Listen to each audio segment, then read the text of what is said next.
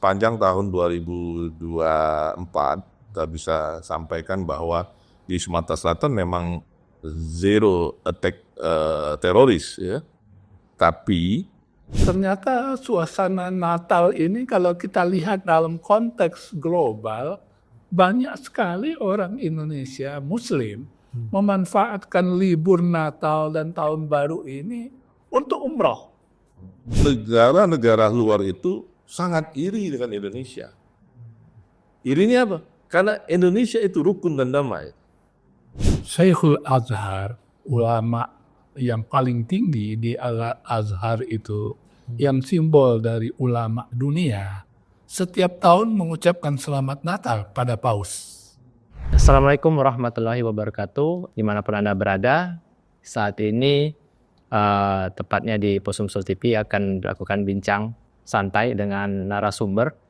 Di tengah-tengah kita hari ini ada Bapak Dr. Andes Haji Mal'an Abdullah, MHI, adalah Ketua Forum Kerukunan Umat Beragama FKUB Sumsel. Selamat datang Pak Mal'an. Kemudian di tengah-tengah kita juga kita kedatangan Ketua Forum Koordinasi Penanggulangan Terorisme atau FKPT Sumatera Selatan, Bapak Ahmad Romi Afriansah, MAG, yang telah hadir di tengah-tengah kita pada hari ini. Nah, sebelum kita berbincang tentang suasana kondusivitas kita dan pilkada jelang tahun baru nanti, saya akan perkenalkan dulu mungkin dari Pak Ahmad Romi. Silakan untuk mungkin sedikit intermezzo lah di FKPT ini seperti apa sih kegiatannya gitu. Baik, terima kasih Bung Deno. Assalamualaikum warahmatullahi wabarakatuh. Selamat siang, jelang sore buat pemirsa info Sumsel ya. Saya juga salam hormat dengan kiai saya nih, Kiai Mal'an Abdullah ini, teman dari ayah saya. Saya terus kiai ya. Sudah. Baik Bung Reno, mungkin sepanjang tahun 2024 kita bisa sampaikan bahwa di Sumatera Selatan memang zero attack teroris ya. Tapi penangkapan itu sudah berapa kali terjadi di Sumatera Selatan. Baik. Artinya bahaya terorisme, radikalisme ini tidak bisa kita anggap enteng. Mungkin saja tahun ini tidak ada kejadian, tapi perlu kita ingat bahwa gerakan terorisme, radikalisme ini adalah gerakan yang permanen sifatnya. 2017 itu kita tahu bahwa ada penangkapan 8 pelaku terorisme. 2 diantaranya adalah anak-anak. Itu mereka aksinya itu setelah 7 tahun loh menetap di Muaryningge, di Lubak itu. Setelah 7 tahun baru mereka beraksi. Salah satu anak ini udah dipersiapkan sebagai pengantin oleh kelompok terorisme ini. Dan alhamdulillah pelaku-pelakunya sudah ditangkap oleh kawan-kawan dari Densus 88, juga Polda Sumatera Selatan, dan saat ini sudah menjadi warga masyarakat biasa kembali Kiai. Nah inilah artinya memang kejahatan terorisme, radikalisme ini adalah kejahatan yang extraordinary. Kejahatan yang sangat luar biasa. Nggak bisa kita anggap sepele, Bung Reno. Nah, jadi sampai kapanpun seperti yang disampaikan oleh para kepala-kepala BNPT di pusat bahwa kita tidak bisa menganggap bahaya terorisme ini, radikalisme ini adalah bahaya yang biasa-biasa saja. Karena ini juga termasuk pemahaman yang sangat kuat kepada siapa pelaku-pelakunya, begitu. Itu yang mungkin ruang lingkup di FKPT ya. Iya. Mungkin dari di FKUB sendiri nih Pak Kiai. Ya. Bagaimana sebenarnya sekarang kondisinya atau apakah bagaimana kondisi mungkin Sumsel lah secara umum? Ya, pekerjaan yang dilakukan oleh FKUB berbeda dengan FKPT. Kita berusaha agar gerakan kekerasan, apalagi terorisme itu bisa tidak muncul dalam masyarakat. Dan itu kuncinya salah satunya adalah memelihara kerukunan dalam kehidupan bersama di antara kita. Dan FKUB ditugaskan melihat problem kerukunan itu antar umat beragama. Sebab seringkali agama disalahgunakan untuk tujuan-tujuan yang mengarah misalnya kepada radikalisme, terorisme, semacam itu. Jadi ketika kita melewati masa-masa pilkada dengan baik, sebelumnya pilpres dengan baik, dan kemudian berlangsung peristiwa peringatan Natal juga dalam suasana damai, ini saya kira harus dilihat sebagai kerja bersama. Semua komponen masyarakat yang tergabung dalam FKUB, FKPT, dan yang tidak tergabung dimanapun juga, yang kita lihat semakin sadar bahwa sebetulnya hidup ini tujuannya adalah untuk mewujudkan kesejahteraan bersama antara warga masyarakat kita. Kesejahteraan bersama itu hanya mungkin kalau kedamaian bisa terselenggara dan berkembang dengan baik. Apa yang bisa dilakukan kalau tiba-tiba ada kekerasan? Tak ada yang bisa dilakukan kan? Nah, misalnya bagi saya menarik, ternyata suasana Natal ini kalau kita lihat dalam konteks global, banyak sekali orang Indonesia Muslim memanfaatkan libur Natal dan Tahun Baru ini untuk umroh. Umroh. Umroh itu bisa berlangsung karena apa? Karena di Saudi damai. Di tempat kita damai. Kedamaian ini saya kira makin lama makin menular, bahwa itu adalah kebutuhan betul bagi masyarakat kita bersama. Saya kira dengan titik tolak seperti itu, kita bisa membangun peradaban kita ke depan secara lebih baik dan bisa berkembang menuju target-target yang kita misalnya rumuskan Indonesia Emas 2045. Itu perdamaian. Prasyarat untuk itu kedamaian itu, dan dalam bahasa kami kan kerukunan. Saya kira itu yang jadi kunci mengapa kita bisa seperti sekarang ini. Baik, artinya bahwa kerukunan beragama itu adalah ini ya, tonggak lah, di mana kalau semua rukun ya mungkin tentram ya. Iya betul. Betul. Nah mungkin dari Bang Romi, sejauh ini bagaimana mungkin langkah antisipasi lah mungkin dari pemerintah ataupun pihak-pihak terkait terhadap mungkin radikalisme lah, mungkin bagaimana? Mungkin. Ya, sependapat dengan Pak Kiai Mawan bahwa kita juga di FKPT itu sifatnya mencegah, ya, pencegahan. Mencegah itu lebih baik dari sudah terjadi, Kiai. Ini prinsip ya. Sekecil apapun potensi radikalisme, apalagi terorisme itu harus kita tekan. Jangan sampai muncul. Maka kita sepanjang tahun sesuai dengan sudah diarahkan oleh pusat bahwa kita punya program-program pencegahan radikalisme dan terorisme, Bung Reno. Termasuk di Sumatera Selatan, kita juga pernah mengundang Pak Kiai Malhan sebagai narasumber ya. Nah, bagaimana caranya? Tadi disampaikan oleh beliau, kerukunan ini harus kita jaga terus. Ingat ya, kita ada beberapa kali pertemuan di pusat itu disampaikan oleh para kepala-kepala BNPT, itu negara-negara luar itu sangat iri dengan Indonesia. Irinya apa? Karena Indonesia itu rukun dan damai. Nah, ini. Berdampingan. Itu yang harus kita pahami bersama. Hidup berdampingan, Bhinneka Tunggal Ika gitu. Ya, berbeda-beda. Bayangkan Bung Reno, kita ini ada 6.000 suku dan bangsa, 6.000-an ya. Suku dan bangsa. Bahasa apa lagi? Tapi kita bisa hidup damai dalam satu negara Kesatuan Republik Indonesia.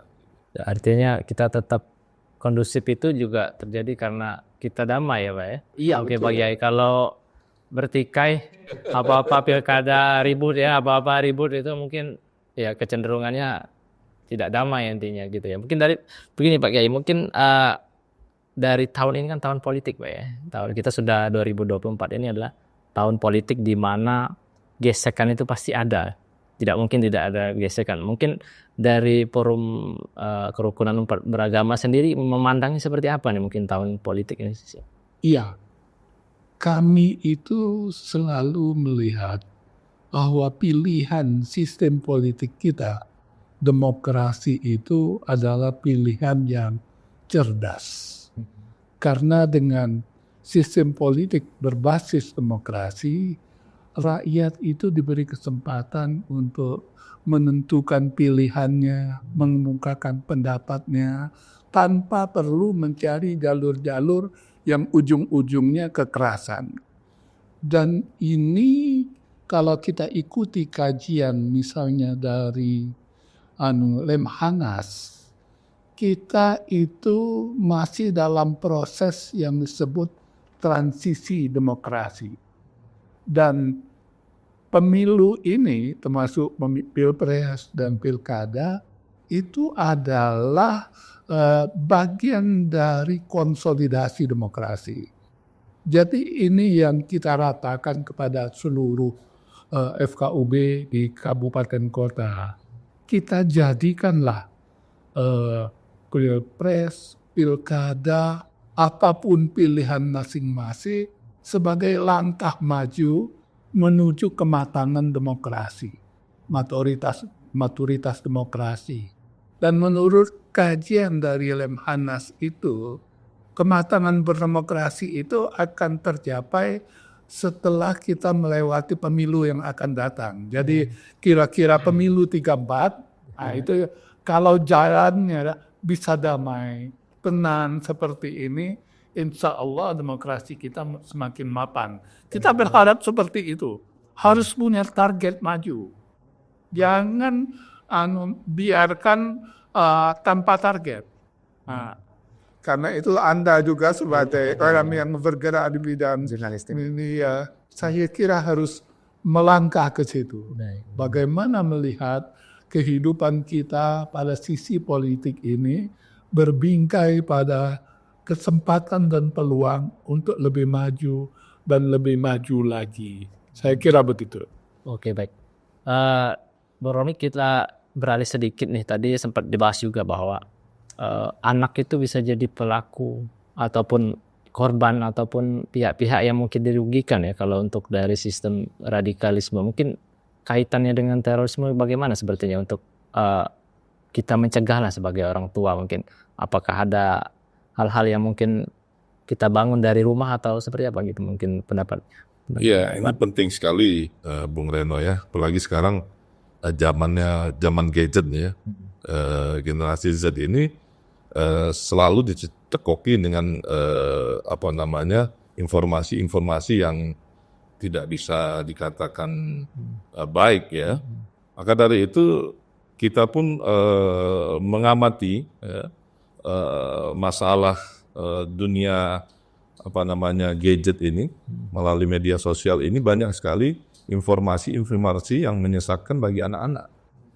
Nah ini 2017 karena saya turun langsung di Lubai Muara Enim itu, anak-anak itu dapat informasi juga melalui siaran media-media sosial atau dari HP. Ya. Jadi dia bisa merakit senjata, dia bisa merakit bom, dia bisa membuat bahan-bahan peledak itu salah satunya melalui media sosial ini. Penting yang Maka dari itu secara nasional kita langsung melakukan pencegahan melalui media sosial tadi. Nah, itu di 2017 itu up sekali itu. Karena anak-anak ini kalau diajak dengan dunia gadget ini, dengan media sosial ini, dia lebih mudah. Nah ini, maka sekarang ke depan pun saya rasa ini yang harus menjadi perhatian khusus bagi kita, memulai siapapun kita sebagai orang tua, sebagai pemerintah, sebagai tokoh masyarakat, sebagai diri kita sendiri juga harus ekstra hati-hati dengan masuknya informasi-informasi kepada anak-anak kita. Berarti kecenderungan penggunaan handphone itu juga Betul. masif ya mungkin ya, mengaruhi ya. Oke, baik. Mungkin dari sisi kerukunan beragama ini, Pak Kiai, dari bahwasannya politik sudah kita jalani lah sekarang kondisinya, alhamdulillah sudah ada pemenangnya secara quick count ya, secara penetapan mungkin akan ditetapkan dan mungkin Februari akan ada pelantikan mungkin. Nah, setelah ini mungkin apa nih Pak Kiai, dari sisi kita menjelang bentar lagi mau tahun baru lah intinya. Kira-kira apa yang dihimbauan lah kepada masyarakat Sumsel ini untuk kondusif ini tetap terjaga lah gitu mungkin Pak Kiai. Iya, kita pertama kan harus bersyukur ya. Jangan dilupakan bahwa situasi kehidupan bermasyarakat dan berbangsa di Sumatera Selatan melalui kegiatan pilkada, pilpres, dan peringatan Natal ini bisa kita jalani tanpa gejolak. Ada perbedaan pendapat misalnya tentang boleh atau tidak ucapan selamat Natal. Tapi masyarakat tidak melakukannya dengan gaya-gaya keras. Sehingga perbedaan pendapat itu menjadi wajar-wajar sekali saja gitu. Apalagi sekarang orang makin tahu misalnya Syekhul Azhar, ulama yang paling tinggi di Al-Azhar itu, yang simbol dari ulama dunia, setiap tahun mengucapkan selamat Natal pada paus. Ya, apa berani kita menganggap bahwa ulama Al-Azhar itu kufur misalnya? Orang makin cerdas. Gejala cerdas itu saya lihat pada generasi muda itu terbentuk. Ya, sehingga kalau melihat media sosial yang berseliweran, kita khawatir kalau pilkada keras, ternyata tidak. Ya, jadi saya lebih melihat dengan optimisme bahwa generasi muda itu mayoritas lebih arif, lebih paham, lebih tahu sebetulnya yang benar itu yang mana. Iya, referensi juga banyak. Banyak gitu. Sudah masih bisa membanding. Karena itu ketika kita menghadapi tahun baru, hadapi juga dengan biasa-biasa saja. Ya, sebagai fenomena yang umum saja. Kalau banyak orang Islam merayakan tahun baru di Saudi Arabia sambil umroh, di mana salahnya? Iya, baik. Ya, jadi saya kira kita Sumsel bagian dari gejala besar itu ya. Dan itu saya kira semua kita harus bergerak ke arah yang sama. Baik. Mungkin kalau euforia lah, kita bicara euforia anak muda nih Pak Kiai, kami sempat disinggung juga. Kira-kira poin apa yang bisa Pak Kiai sampaikan untuk generasi muda kita ini terhadap euforia yang kadang berlebihan itu? Terlalu terlalu bergembira lah, intinya dia melakukan hal yang negatif gitu kan. Kira-kira apa nih point of view-nya? Saya kira kita itu harus memperlihatkan kepada semua, termasuk generasi muda, ada tantangan besar bersama yang bersifat global, yang sering disebut sebagai gejala dehumanisasi. Nilai-nilai kemanusiaan itu cenderung menyusut dalam relasi sosial. Nah, ini yang harus kita bina terus. Salah satu cara membinanya seperti apa? Lihat realitas kehidupan konkret. Jangan dilihat yang ada di dunia maya. Lihat di sekitar kita. Ya, pasti damai, pasti tenang. Ya, kalau di dunia maya orang dengan mudah bisa berantem antara yang satu dengan yang lain. Komentar ya. Tetapi di dalam kehidupan yang konkret saling hormat menghormati itu ternyata berjalan secara baik. Ya, biasa-biasa saja gitu kan. Jadi tantangan bersama ini yang harus kita lihat dan perlihatkan terus pada generasi muda bahwa itu sebetulnya yang harus kita lakukan gitu. Oke. Mungkin Bang Romi, mungkin sedikit tambah dikit mungkin closing statement lah tentang sosial media ini mungkin sangat mempengaruhi sekali itu kan untuk radikalisme, terorisme, bahkan anak saja sudah bisa mengakses gitu kan. Kira-kira closing statement apa yang mungkin bagi masyarakat yang menyaksikan ini agar kita bisa mencegahnya gitu lah. Walaupun ini adalah tanggung jawab bersama ini. Ya, mungkin sebelum itu juga perlu saya sampaikan bahwa kita sebagai orang tua harus memberi doktrinisasi kepada anak-anak kita semua bahwa Indonesia ini adalah negara yang sudah final, negara kesatuan Republik Indonesia. Okay. Sejak zaman kemerdekaan 1945 sampai sekarang kita mengenal istilah Bhinneka Tunggal Ika. Dari situ lahir Pancasila. Dari situ lahir Bhinneka Tunggal Ika. Dari situ lahir juga NKRI, Negara Kesatuan Republik Indonesia. Dan di situ juga dibuatlah Undang-Undang Dasar Negara 1945. Nah, ini inti dari semuanya.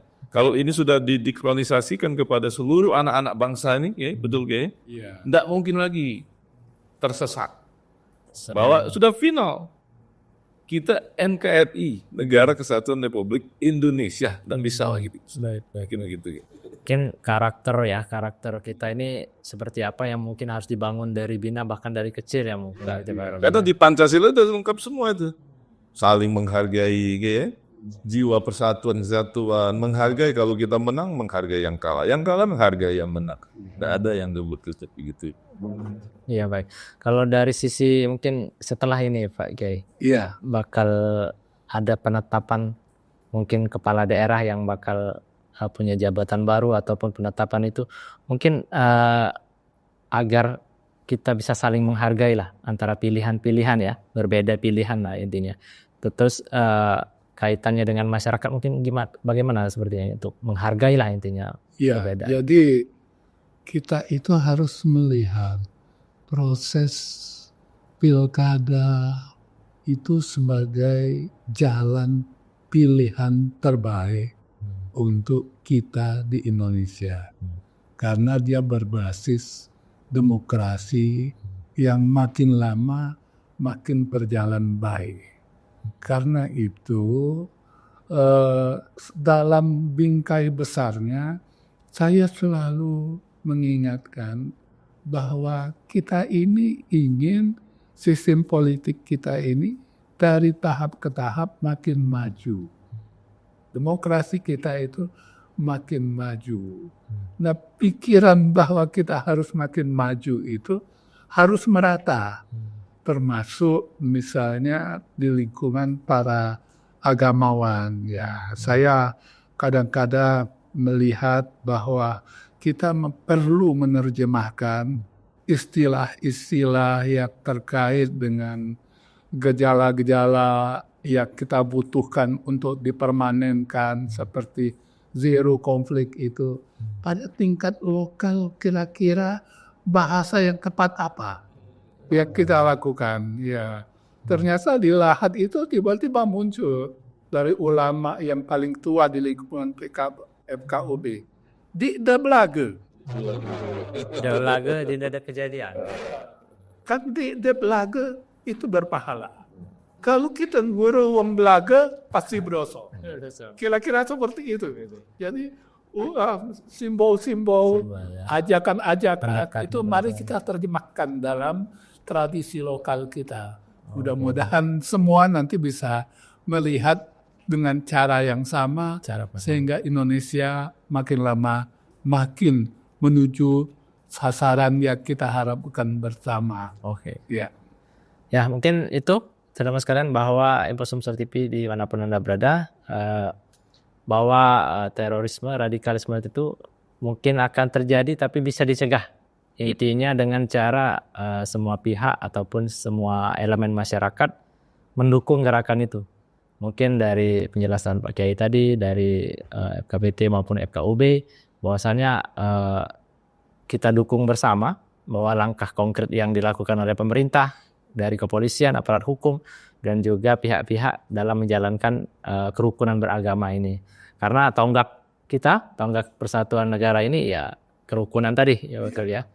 Tidak akan terjadi radikalisme, tidak akan terjadi masalah yang besar kalau kita tuh hidupnya rukun mungkin, berideologi Pancasila. Ya itu saja teman-teman sekalian, Info Sumsel TV dimanapun Anda berada. Itulah perbincangan kita tadi. Semoga ini bisa menjadikan tonggak atau ukuran mungkin terutama kaum muda dalam bersosial media dan lainnya. Dan inilah potret di mana kita harus menjunjung tinggi idealisme Pancasila kita. Mungkin terima kasih.